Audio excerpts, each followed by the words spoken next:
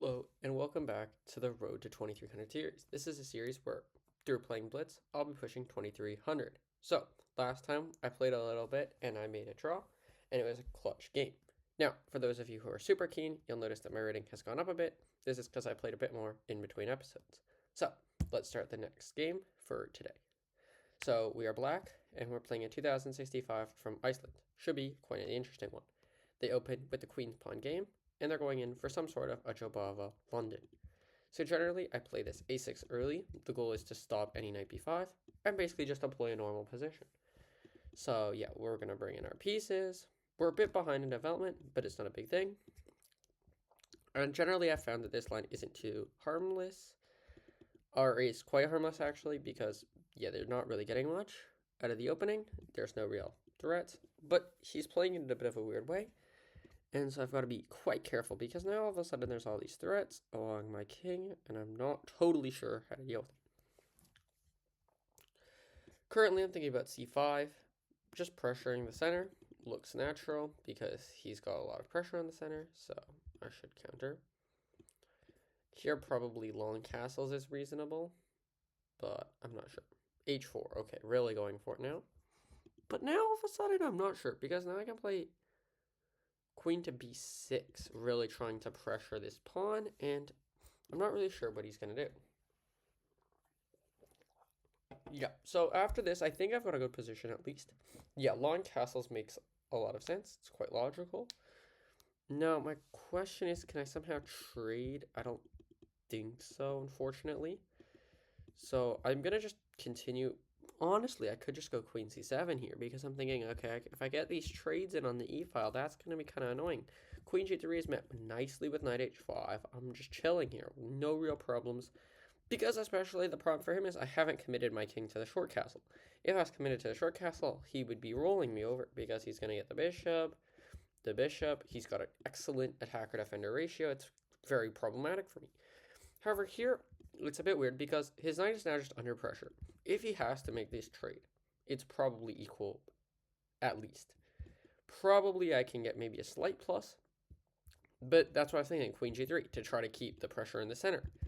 But unfortunately, just knight h5, queen g5, I take e takes, g6, h5. And I mean, it's not super good. And yeah, he's trading, but now all of a sudden I'm thinking, okay, why am I even worse? Like, he just thought 45 seconds, blowing his entire time advantage and giving me one. And I don't think he has much to show for it, unfortunately. Now, granted, he does have some good pressure on this knight. Maybe that would amount to something. Because, yeah, I don't really have a clear knight move. Fortunately, though, I have bishop e7. But bishop f4, maybe he's going for the draw. Yeah, he doesn't want to draw, so h6. I don't want him getting h6 and weakening all my dark squares. I'll just get it first. Bishop f4 is met really nicely with bishop d6. No real problems for me again. Bishop h4. Okay, interesting. But now I can play c4, shutting down the center, basically. And now I'm just going to try to steamroll him on the queen side, because that's where his king is. Granted, I think he might have e4. That's my only worry. But then I feel like I can trade into a fairly nice position.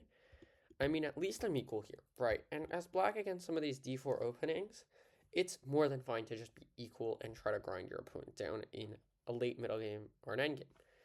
We don't necessarily need to be super aggressive. Now here he trades, which is quite logical to get this e4 with Tempe. I just take calmly. Knight takes, I think. Bishop e7, natural. I just don't want to lose with the bishop pair, especially with it also opening up my king a lot. But yeah, mainly I don't want to lose my bishop pair. So pretty much now my idea is to b5 and to try to get something on the queen side. Now he's being very clever. He's trying to say, well, your king's in the center. I'm going to go for the center. So I think now, after I take, I really need to figure out how to get my king to safety. Probably short castles is going to be the avenue I choose. But I've got to be quite careful choosing that, because once I've committed to it, of course I have to do it. That's why I'm not sure. I'm hesitating a bit with it. I know I could play short castles, but the thing is, I'm a bit worried about somehow, like, queen g4. Maybe first I'll play bishop e6. Just attack the rook. See where he's going to go. There's no real harm in it, just improving a piece. Why not? Like, if you can get a move in for free, I feel like I should get it. It's just a developing move, but basically. And now here, I think I've got to make the decision what to do with my king. I think I've got two real options. Keep it in the center or castle short. And it's which one do I think is safer in the long run. But actually, I'm not really...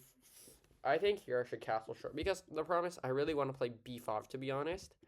And knight f6 currently wins my rook. So probably just short castles is reasonable. But I have to be cautious. Yeah, he's going immediately in.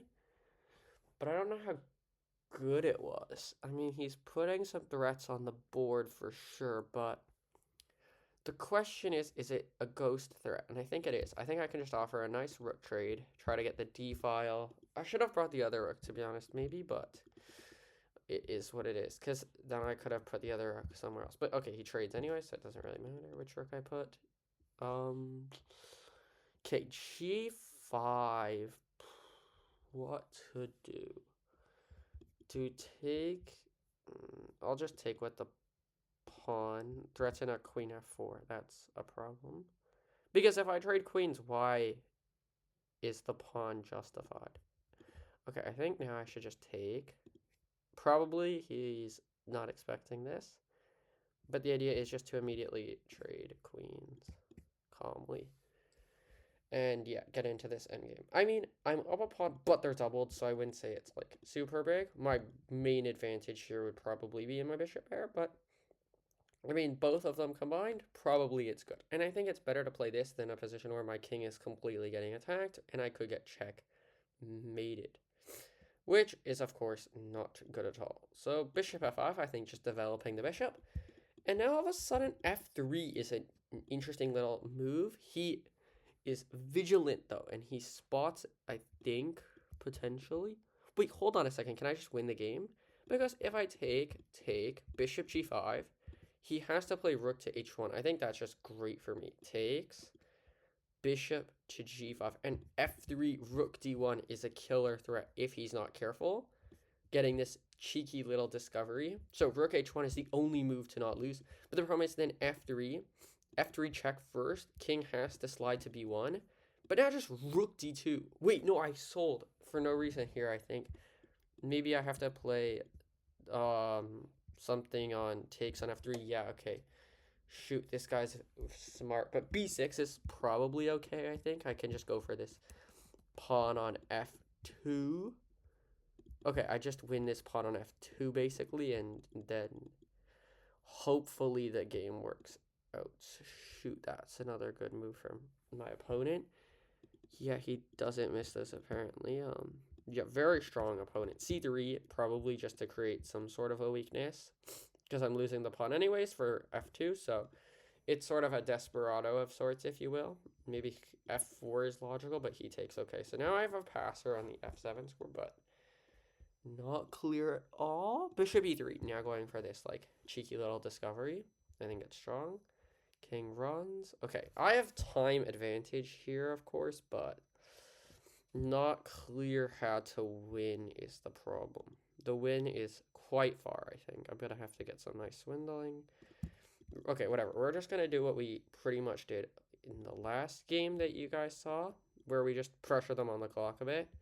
Because, yeah, under time pressure, as we saw, lots of people will do crazy things, I think.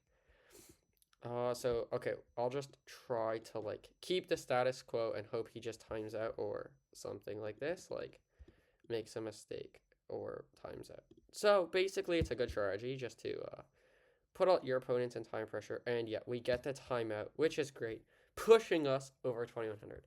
So, a nice win. I think at the end, the position was about equal, as the engine's giving. Yeah, he could have actually won this pawn bishop e6. That would have been strong.